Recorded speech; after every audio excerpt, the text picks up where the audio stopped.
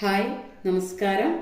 ശ്രീ സായി സച്ചരിതം അധ്യായം 32. ഗുരുവിനെയും ദൈവത്തിനെയും അന്വേഷിച്ച്. നിരാഹാരം അംഗീകരിക്കുന്നില്ല. ഈ അധ്യായത്തിൽ ഹേമത് പന്ത് 2 കാര്യങ്ങളാണ് പ്രതിപാദിക്കുന്നത്.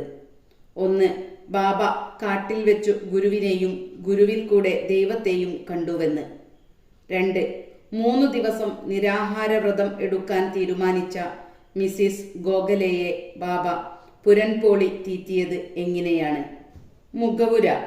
തുടക്കത്തിൽ ഹേമത് പന്ത് സംസാരത്തെ ഗീതയിൽ പറഞ്ഞ പോലെ ഊർധ്വമൂലം അധശാഖം എന്ന നിലയിൽ ഉള്ള അശ്വത്ഥ വൃക്ഷത്തോട് താരതമ്യപ്പെടുത്തി വിവരിക്കുന്നു. അതിന്റെ ശാഖകൾ മേലോട്ടും കീഴോട്ടും വളർന്ന് ഗുണങ്ങളിൽ നിന്നും പോഷകങ്ങൾ എടുക്കുന്നു. അതിന്റെ തളിരുകൾ ഇന്ദ്രിയ വിഷയങ്ങളാണ്. അതിന്റെ വേരുകൾ കർമ്മത്തിലേക്ക് നയിച്ചുകൊണ്ട് മനുഷ്യലോകത്തിൽ വ്യാപൃതമായിരിക്കുന്നു. അതിന്റെ ആകൃതി ഇഹലോകത്തിൽ അറിയപ്പെടുന്നില്ല. അതുപോലെ തന്നെ അതിന്റെ ആദ്യമോ അവസാനമോ ആലംബമോ ആർക്കും അറിയുന്നില്ല. ഈ രൂഢമൂലമായ അശ്വത്ഥ വൃക്ഷത്തെ നിസ്സംഗതയാകുന്ന മൂർച്ചയേറിയ ആയുധം കൊണ്ട് ഛേദിച്ച് മുന്നോട്ടുള്ള വഴി തേടേണ്ടതും ആ വഴിയെ പോയാൽ ഒരിക്കലും മടങ്ങിപ്പോകേണ്ടതില്ലാത്തതുമാകുന്നു. ഈ വഴിയെ പോകാൻ നല്ല ഒരു വഴികാട്ടി ഗുരു അത്യന്താപേക്ഷിതമാണ്. ഒരുവൻ എത്രമാത്രം പണ്ഡിതനായാലും എത്രമാത്രം വേദവും വേദാന്തവും പഠിച്ചിരുന്നാലും അയാൾക്ക് അയാളുടെ പ്രാപ്യസ്ഥാനത്ത് സുരക്ഷിതമായി എത്തുവാൻ കഴിയുന്നില്ല. വഴികാട്ടി അയാളോടൊപ്പം നടന്ന് നേർവഴിയിലൂടെ കൊണ്ടുപോകുമ്പോൾ വന്യമൃഗങ്ങളെയും അഗാധഗർത്തങ്ങളെയും ഒഴിവാക്കി സുഗമമായ വഴിയിലൂടെ പോകാൻ അയാൾ ശക്തനാവുന്നു. ബാബയുടെ അനുഭവം അദ്ദേഹം പറഞ്ഞതായി നമുക്കറിയാൻ കഴിയുന്നത് വിസ്മയാവഹമാണ്. ആ കഥ ശ്രദ്ധിക്കുന്നവർക്ക് അടിയുറച്ച വിശ്വാസവും ഭക്തിയും മോക്ഷവും സുസാധ്യമാകും. അന്വേഷണം. ബാബയുടെ കഥ. ഒരിക്കൽ ഞങ്ങൾ 4 പേർ പുരാണേതിഹാസങ്ങളൊക്കെ പഠിച്ച് വിജ്ഞാനം സമ്പാദിച്ച് ബ്രഹ്മന്റെ സ്വഭാവത്തെപ്പറ്റി ചർച്ച ചെയ്യുകയായിരുന്നു. ഞങ്ങളിലൊരാളുടെ അഭിപ്രായം നാം തന്നെ നമ്മെ ഉന്നമനത്തിലെത്തിക്കണമെന്നും അതിൽ ആരെയും ആശ്രയിക്കേണ്ടതില്ലെന്നുമായിരുന്നു. രണ്ടാമന്റെ അഭിപ്രായം മനസ്സിനെ നിയന്ത്രിക്കാനാവുന്നവൻ അനുഗ്രഹീതനാണെന്നും നാം ചിന്തയിൽ നിന്നും സ്വതന്ത്രനായാൽ നാമല്ലാതെ ലോകത്തിലൊന്നുമില്ലെന്ന് ബോധ്യപ്പെടുമെന്നുമായിരുന്നു.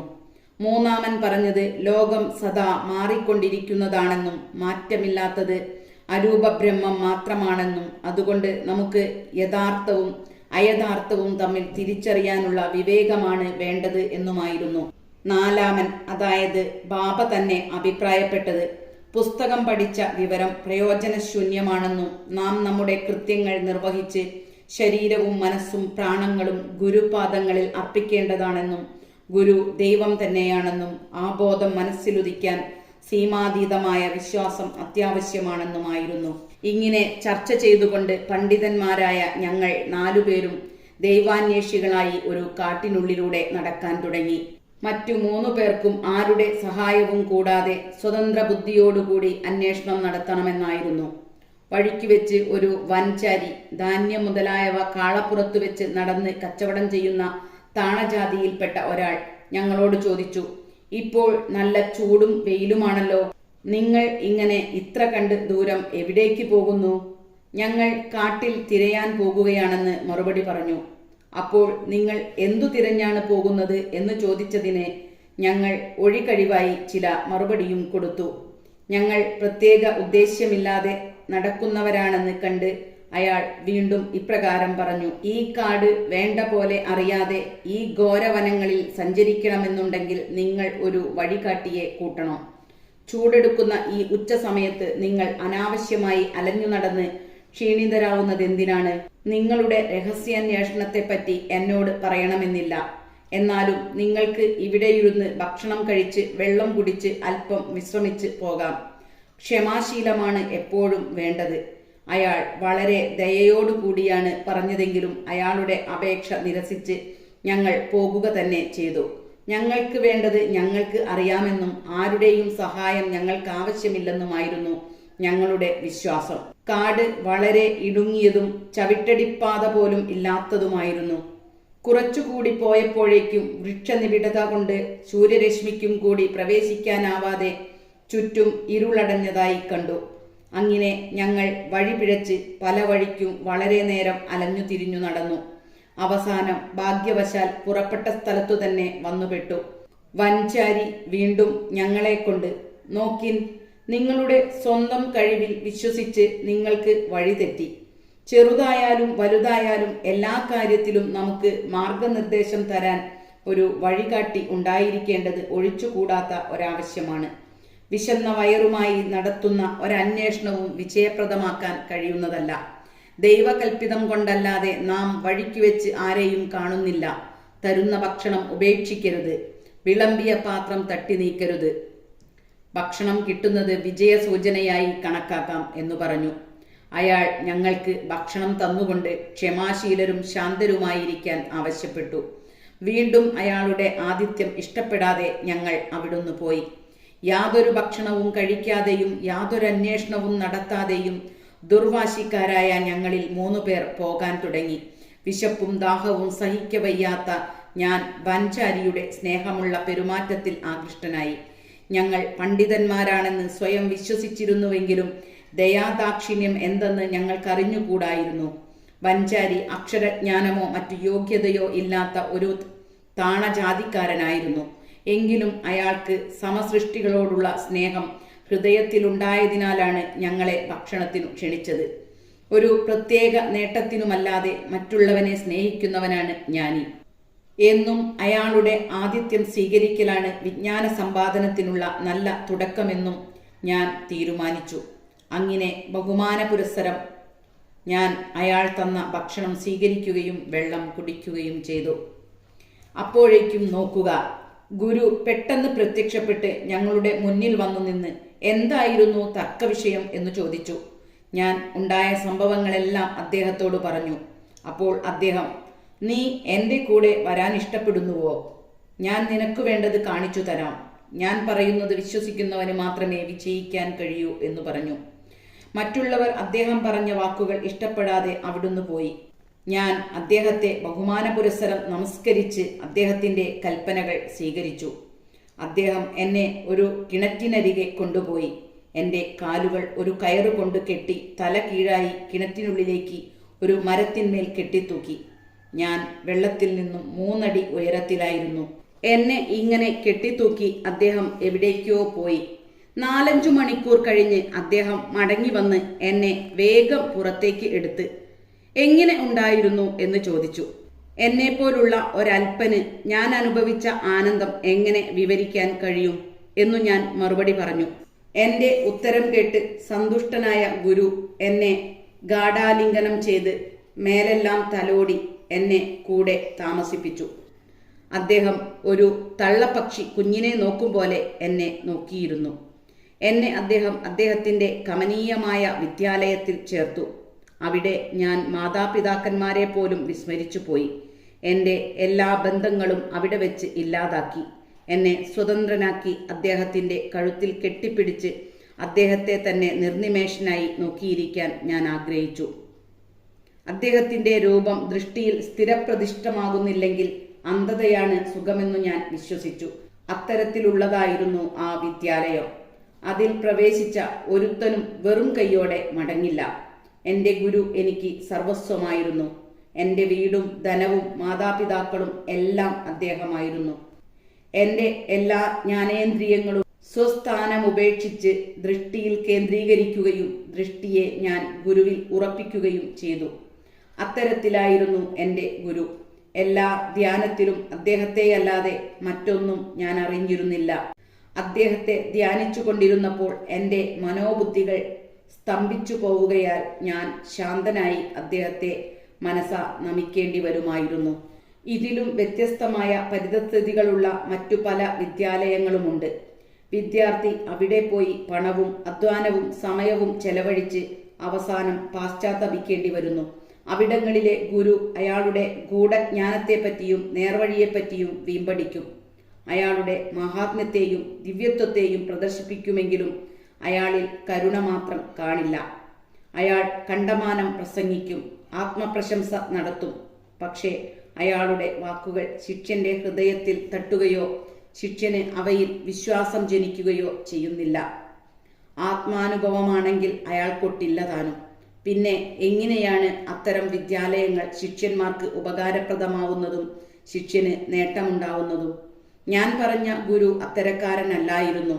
അദ്ദേഹത്തിന്റെ അനുഗ്രഹം കൊണ്ട് എനിക്ക് യാതൊരധ്വാനമോ പഠിപ്പോ കൂടാതെ തന്നെ ആത്മജ്ഞാനം സിദ്ധിച്ചു. എനിക്ക് എല്ലാം പകൽ വെളിച്ചം പോലെ വ്യക്തമാക്കിയതിനാൽ ഒന്നും അന്വേഷിക്കാനില്ലായിരുന്നു. ഇങ്ങനെ തല കീഴായി തൂക്കിയതിൽ എനിക്കെങ്ങനെ ആനന്ദം സിദ്ധിച്ചു എന്നത് ഗുരുവിന് മാത്രമേ അറിയാവൂ.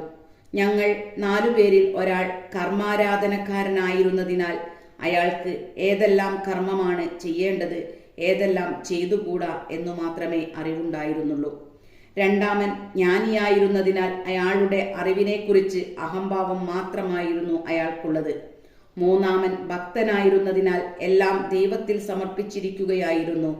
ഇവർ ചർച്ച തുടങ്ങിവച്ചപ്പോൾ ദൈവത്തെപ്പറ്റി തർക്കം പൊന്തിവന്ന് അവർ ദൈവത്തെ ആരുടെ സഹായവുമില്ലാതെ അന്വേഷിക്കാൻ തുടങ്ങിയതായിരുന്നു. വിവേകത്തിൻ്റെയും നിസ്വംഗത്തിൻ്റെയും മൂർത്തിമൽഭാവമായ സായി ആ 4 പേരിൽ ഒരാളായിരുന്നു.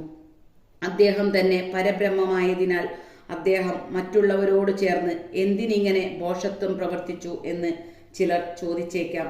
അത് മറ്റുള്ളവരുടെ നന്മയ്ക്ക് വേണ്ടി, ഒരു ഉദാഹരണത്തിനു വേണ്ടി മാത്രം അങ്ങനെ പ്രവർത്തിച്ചതാണ്. ഇതുകണ്ട് മറ്റുള്ളവർ വഴി മനസ്സിലാക്കട്ടെ. സ്വയം ഒരു അവതാരമായിരുന്നിട്ടും വൻചാരി കൊടുത്ത ഭക്ഷണം അന്നം ബ്രഹ്മമാണെന്ന് മനസ്സിലാക്കി അദ്ദേഹം സ്വീകരിച്ചു. വൻചാരി കൊടുത്ത ഭക്ഷണം സ്വീകരിക്കാത്തവരുടെ കഷ്ടത മനസ്സിലാക്കി തരുന്നതോടൊപ്പം ജ്ഞാനസമ്പാദനത്തിന് ഗുരു അത്യന്താപേക്ഷിതമാണെന്നും അദ്ദേഹം നമ്മെ പഠിപ്പിച്ചു. തൈത്തിരീയ ഉപനിഷത്ത് മാതാപിതാ ഗുരു എന്നിവരെ പൂജിക്കാനും വേദങ്ങൾ പഠിക്കാനും പറയുന്നുണ്ട്. ഇതെല്ലാം മനഃശുദ്ധി ഉണ്ടാക്കാനാണ്. മനഃശുദ്ധി ഇല്ലാത്തവർക്ക് ആത്മവിജ്ഞാനം അസാധ്യമാകുന്നു. മനോബുദ്ധ്യഹങ്കാരങ്ങളൊന്നും ആത്മനിലയിലെത്തുന്നില്ല. തെളിവുകളോ പരിശോധനകളോ അനുമാനങ്ങളോ നമ്മെ ഇതിൽ സഹായിക്കുന്നില്ല. ഗുരുവിന്റെ അനുഗ്രഹം മാത്രമാണ് കണക്കിലെടുക്കാനുള്ളത്. ധർമാർത്ഥ കാമങ്ങളെല്ലാം അധ്വാനം കൊണ്ട് ലഭ്യമാകുന്നവയാണ്. പക്ഷേ 4ാമത്തെ ഉപാധിയായ മോക്ഷം ഗുരുവിന്റെ സഹായം കൊണ്ട് മാത്രമേ ലഭ്യമാകൂ. ശ്രീ സായിനാഥന്റെ ദർബാറിൽ പലരും വന്ന് അവരുടെ കടമകൾ നിർവഹിക്കാറുണ്ട്. ജ്യോത്സ്യന്മാർ ഫലം പറയും. രാജാക്കന്മാരും പ്രഭുക്കന്മാരും സാധാരണക്കാരും പാവങ്ങളും സന്യാസിമാരും യോഗിമാരും സംഗീതജ്ഞന്മാരും മറ്റു പലരും ദർശനത്തിനായി വരുന്നു. ഒരു യോഗി വന്ന് നമസ്കരിച്ച് സായിയാണ് യഥാർത്ഥ മാതാപിതാക്കളെന്നും ജനന മരണങ്ങളിൽ നിന്ന് മോചിപ്പിക്കാൻ മറ്റാരുമില്ലെന്നും പറഞ്ഞു. പലതരം കളിക്കാരും നാടകക്കാരും നാട്യക്കാരും അന്ധന്മാരും മുടന്തന്മാരും മറ്റു പലരും അവിടെ വന്ന് ഓരോരുത്തർക്കും അനുയോജ്യമായ വിധം സ്വീകരിക്കപ്പെടുന്നു. അതുപോലെ വൻചാരിയും അയാൾക്ക് വിധിച്ച കർമ്മം നിർവഹിച്ചെന്നേയുള്ളൂ. നമുക്ക് അടുത്ത കഥയിലേക്ക് പ്രവേശിക്കാം. നിരാഹാരവും മിസ്സിസ് ഗോഖലെയും. ബാബ ഒരിക്കലും നിരാഹാരം അനുഷ്ഠിക്കുകയോ മറ്റുള്ളവരെ നിരാഹാരം അനുഷ്ഠിക്കാൻ അനുവദിക്കുകയോ ചെയ്തിരുന്നില്ല. നിരാഹാരം അനുഷ്ഠിക്കുന്നവന് ഒരിക്കലും മനഃശാന്തി ഉണ്ടാവില്ല. പിന്നെ എങ്ങനെ അയാൾ പരമാർത്ഥം മനസ്സിലാക്കും? വിശക്കുന്ന വയറുമായി ദൈവത്തെ അറിയാൻ കഴിയില്ല. ആദ്യം ആത്മാവിനെ തൃപ്തിയാക്കണം. ഭക്ഷണത്തിലെ പോഷണം സിദ്ധിച്ചില്ലെങ്കിൽ ഏത് കണ്ണുകൊണ്ട് ദൈവത്തെ കാണും? ഏത് നാക്കുകൊണ്ട് ദൈവത്തിന്റെ മാഹാത്മ്യത്തെ പ്രകീർത്തിക്കും? ഏത് കാതുകൊണ്ട് അവ കേൾക്കും? ചുരുക്കത്തിൽ എല്ലാ അവയവങ്ങൾക്കും വേണ്ട പോഷകാംശങ്ങൾ കിട്ടിയാലേ നമുക്ക് ഏതു സാധനയും ചെയ്ത് ദൈവത്തെ അറിയാൻ സാധിക്കൂ. അതുകൊണ്ട് നിരാഹാരവും അമിതാഹാരവും നല്ലതല്ല. ഭക്ഷണത്തിൽ ക്രമം പാലിക്കുന്നത് ശരീരത്തിനും നല്ലതാണ്. മിസ്സിസ് ഗോഖലെ എന്നു പേരായ ഒരു സ്ത്രീ മിസ്സിസ് കാശിബായ് കാനിത്കരിൽ നിന്നും ദാദാ കേൽക്കർക്ക് പരിചയപ്പെടുത്താനുള്ള ഒരു കത്തുമായി ഷിർദിയിൽ വന്നു. അവർ ബാബയുടെ കാൽക്കൽ 3 ദിവസം ഉപവാസമിരിക്കാൻ തീരുമാനിച്ചാണ് വന്നത്. തലേന്നു തന്നെ ദാദാ കേൽക്കറോട് ബാബ താൻ ഹോളി ഉത്സവകാലത്ത് ആരും പട്ടിണി കിടക്കാൻ അനുവദിക്കില്ലെന്നും അവർക്ക് പട്ടിണിയാണെങ്കിൽ താൻ എന്തിനാണിവിടെ എന്നും ചോദിച്ചിരുന്നു. പിറ്റേന്ന് ഈ സ്ത്രീ ദാദാ കേൽക്കറോട് കൂടി വന്നു ബാബയുടെ കാൽക്കൽ ഇരുന്നു. ഉടനെ ബാബ അവരോട് എന്താണ് പട്ടിണി കിടക്കുന്നതിന്റെ ആവശ്യം? ദാദാ ഭട്ടിന്റെ വീട്ടിൽ പോയി പൂരൻപോളി ഉണ്ടാക്കി അയാളുടെ കുട്ടികൾക്ക് കൊടുത്ത് നീയും കഴിക്കണം എന്ന് പറഞ്ഞു. ഹോളി ഉത്സവകാലമായിരുന്നു. കേൽക്കറിന്റെ ഭാര്യ ഋതുവായിരുന്നതിനാൽ അവിടെ ഭക്ഷണം പാകം ചെയ്യാൻ ആരുമില്ലായിരുന്നു. മിസ്സിസ് ഗോഖലെ നിർദ്ദേശിച്ച പ്രകാരം ദാദാ ഭട്ടിന്റെ വീട്ടിൽ പോയി പലഹാരമുണ്ടാക്കി കുട്ടികൾക്ക് കൊടുത്ത് അവരും ഭക്ഷിച്ചു. എന്തൊരു നല്ല കഥ! എന്ത് സുന്ദരമായ തത്വം! ബാബയുടെ സർക്കാർ. ബാബ താഴെ വിവരിക്കും പ്രകാരം തൻ്റെ കുട്ടിക്കാലത്തെ ഒരു കഥ പറഞ്ഞു. ഞാൻ കുട്ടിയായിരിക്കുമ്പോൾ ഭക്ഷണം അന്വേഷിച്ച് ബീഡ്കോമിൽ ചെന്നു. അവിടെ എനിക്കൊരു തുന്നൽപ്പടി കിട്ടി. ഞാൻ വളരെ കഠിനാധ്വാനം ചെയ്തു പണിയെടുത്തു. മുതലാളിക്ക് എന്നിൽ സന്തോഷമായി. എൻ്റെ മുമ്പേ 3 കുട്ടികൾ അവിടെ പണിക്കാരായുണ്ടായിരുന്നു. ഒരുത്തന് 50 കായും, രണ്ടാമന് 100 കായും, മൂന്നാമന് 150 കായും ശമ്പളമായിരുന്നു. എനിക്ക് ഇതെല്ലാം ചേർന്നതിൻ്റെ ഇരട്ടിയായ 600 കാ കിട്ടി. എൻ്റെ പ്രവൃത്തിയിലുള്ള സാമർഥ്യം കണ്ട് മുതലാളി എന്നെ സ്നേഹിക്കുകയും പുകഴ്ത്തുകയും ചെയ്തതിനു പുറമെ ഉടുപ്പും തലക്കെട്ടും ഷർട്ടും തന്ന് ആദരിക്കുകയും ചെയ്തു. ഞാൻ ഈ വസ്ത്രങ്ങൾ ഉപയോഗിക്കാതെ വെച്ചു. മനുഷ്യൻ തന്നത് അപൂർണവും അസ്ഥിരവുമാണെന്ന് ഞാൻ ചിന്തിച്ചു. പക്ഷേ എൻ്റെ സർക്കാർ എടുത്തോ എടുത്തോ എന്ന് പറയുന്നു. പക്ഷേ എല്ലാവരും എൻ്റെ അടുക്കൽ വന്ന് തരുക തരുക എന്ന് യാചിക്കുന്നു. ഞാൻ പറയുന്നതിൻ്റെ അർത്ഥം മനസ്സിലാക്കാൻ ആരും മെനക്കെടുന്നില്ല. എൻ്റെ സർക്കാരിൻ്റെ ഖജനാവ് നിറഞ്ഞു കവിയുകയാണ്. ഞാൻ പറയുകയാണ്, ഈ ധനം കോരി വണ്ടിക്കണക്കിനു കൊണ്ടുപോവിൻ.